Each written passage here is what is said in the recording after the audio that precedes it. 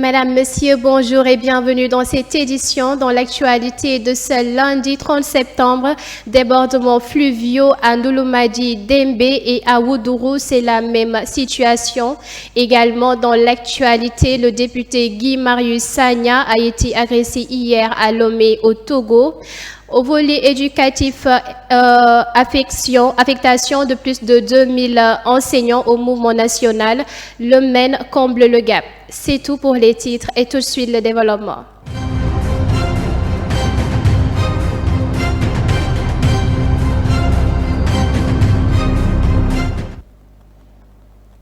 À la une, donc, débordements fluviaux à Ndouloumadi, Dembe et à Woudourou, c'est la même situation.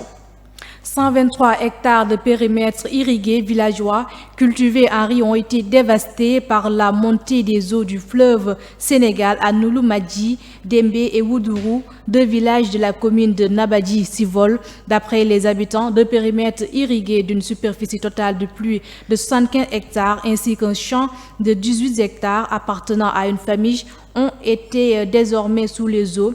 Au total, cela représente 93 hectares affectés, a déclaré Abdoulaye Muntaga Sall, président de l'Union des producteurs de Ndouloumadi Dembe. Regardons le reportage. À ce genre de situation. Impuissants, les membres de la famille de Diary Koïta sont obligés de vivre quotidiennement avec la crue. C'est vraiment dur. Vous voyez la situation, de l'eau partout. Nous serons certainement obligés de déménager. On n'a pas l'esprit tranquille. Nous vivons des moments difficiles et sollicitons l'aide des autorités. La progression des eaux a fini de déloger le vieux Demba Hamadi Ndiaye. Démuni et sans soutien, il vivait dans cette maison avec deux de ses filles, toutes handicapées moteurs. Le retour à la case départ le replonge dans cette soirée cauchemardesque qui l'a contraint à quitter les lieux.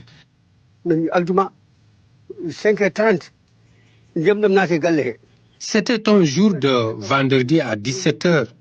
C'est à cette heure-là que ma maison a été complètement submergée. J'ai pu faire venir une charrette et nous sommes tous partis. Tout comme le vieux Demba, la maman Paul El Gaï est allée chez ses parents.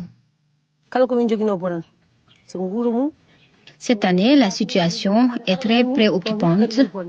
J'ai dû abandonner ma maison avec ma famille. Nous demandons de l'aide et une digue de protection pour éviter toute catastrophe. Depuis belle lurette, le village n'a pas vécu cela. Nombreuses sont les sinistrés qui n'ont d'autre solution que de déménager. Imagine des familles de 20 personnes, voire plus, hébergées par une autre famille. C'est ce que nous constatons en ce moment. On demande à l'État de venir au secours, de nous aider de tous les côtés. Hier, le sous-préfet est arrivé jusqu'à là à Gouildara. Bon, avant d'arriver à Gouildara, le pont est coupé. Il ne peut pas venir ici. Il est obligé d'envoyer un téléphone en disant qu'on n'a qu'à filmer. Situé à la frontière fluviale avec la Mauritanie, Lobali est un village qui donne l'image d'une carte postale. Pour éviter qu'il soit rayé de la carte, des mesures urgentes et durables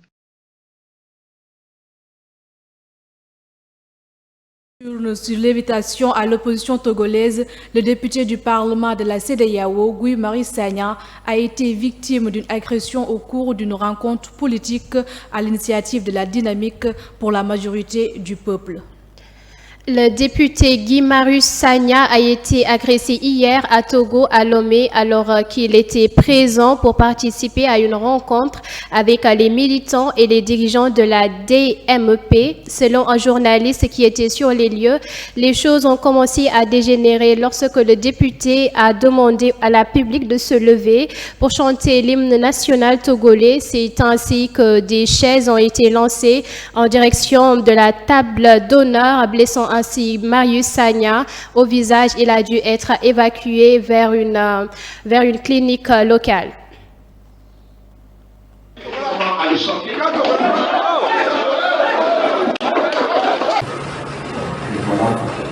Même pas de décision à l'époque, parce que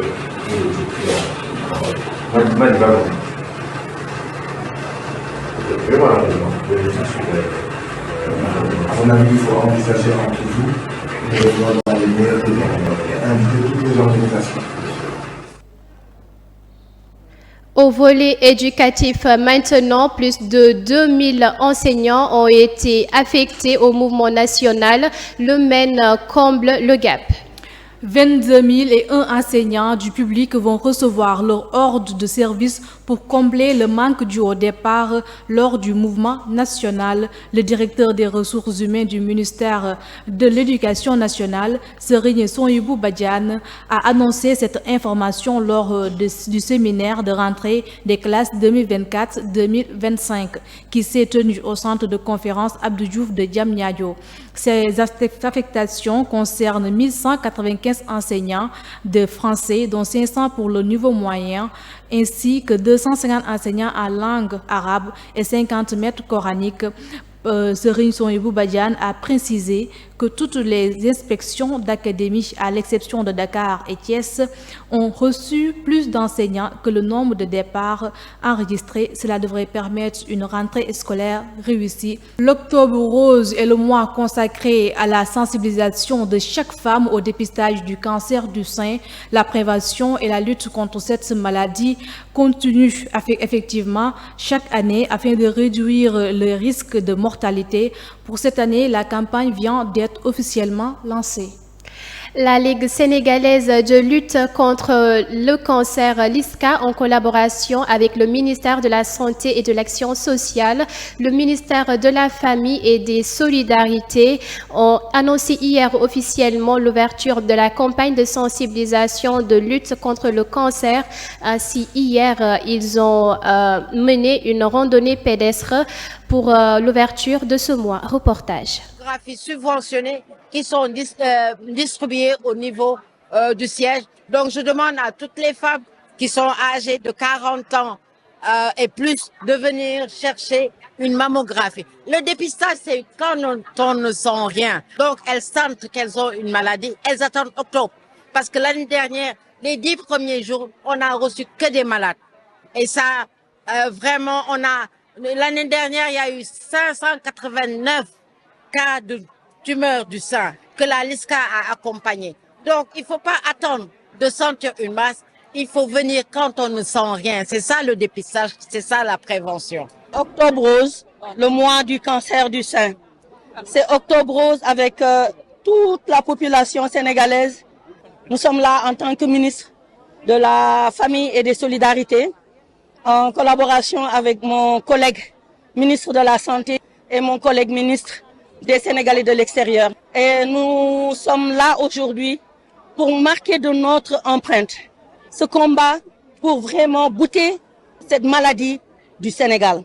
Cette maladie qui, dans son ensemble, regroupe presque 12 000 nouveaux cas chaque année. Et on sait que pour ces cas, très souvent, ils arrivent un peu tard et c'est presque 75% de ces nouveaux cas que nous perdons. Et il est temps, aujourd'hui plus que jamais, d'aller plus loin que ce qu'on a déjà fait. En tant que membre de la LISCA, parce que je suis dans la LISCA depuis 2014, je suis aussi venu soutenir des sœurs, des frères, pour permettre à la LISCA, qui est la Ligue sénégalaise contre le cancer, qui fédère les associations de lutte contre le cancer, d'atteindre ses objectifs, dont la mission première, c'est de réussir le dépistage précoce. Le dépistage précoce qui est le seul remède, qui est la seule clé, qui est le seul code pour vraiment faire reculer le taux de prévalence du cancer au Sénégal. Quand il est détecté... On passe maintenant à l'actualité internationale où l'armée israélienne frappe des missiles au Liban et au Yémen. L'armée israélienne a déclaré que des dizaines de ses avions ont frappé des cibles Houthis au Yémen en réponse à une récente attaque contre Israël. Elle affirme avoir visé des centrales électriques et des installations portuaires dans la ville de Hezbollah, dans la ville de Hodeidah. La chaîne de télévision Al-Masira, contrôlée par les Houthis, a rapporté qu'au moins 4 personnes avaient été tuées et 33 autres blessées.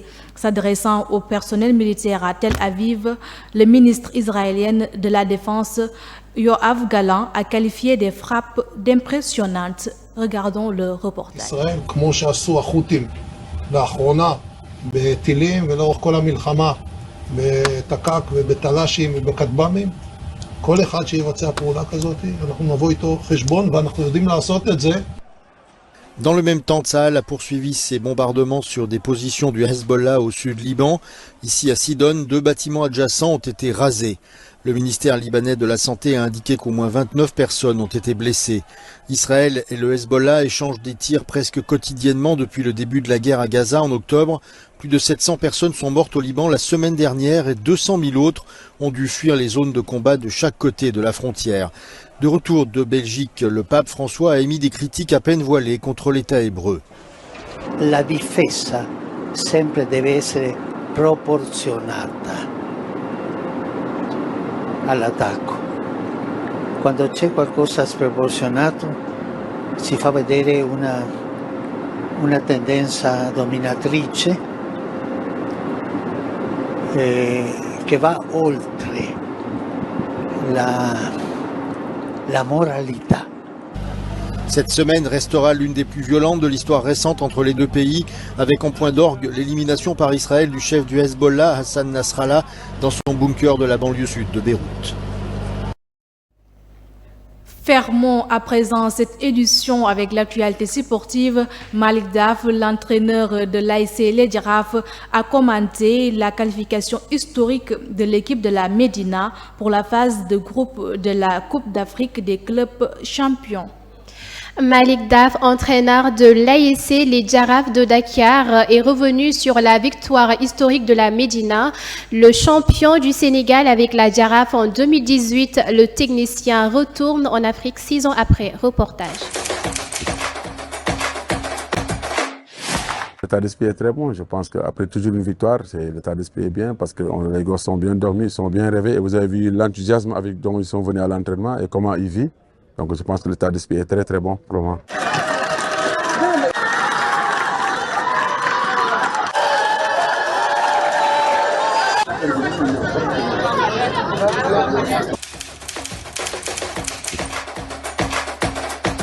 Ce n'est jamais facile de décrocher une qualification parce que d'abord, en sachant qu'on allait jouer une belle équipe de l'Africa Sport d'Abidjan, c'est une belle équipe, une équipe joueuse, c'est une équipe académicienne.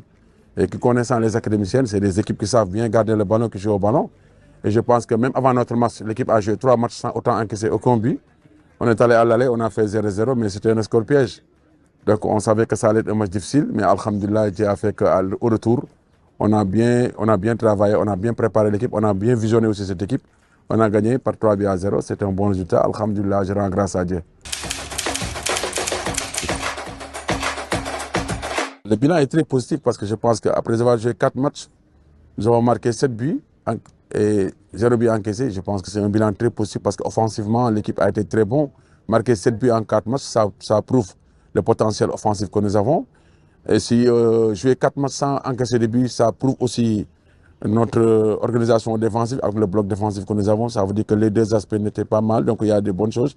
Mais aussi il y a des choses à améliorer. Je pense que tout n'est pas encore rose, comme on dit, parce que c'est l'Afrique reste l'Afrique. Et en connaissant l'Afrique, il faut chaque jour apporter les correctifs et essayer de s'améliorer parce que les matchs se suivent, mais ne se ressemblent jamais parce qu'il y a d'autres adversaires beaucoup plus coriaces, beaucoup plus sérieux qui sont devant nous.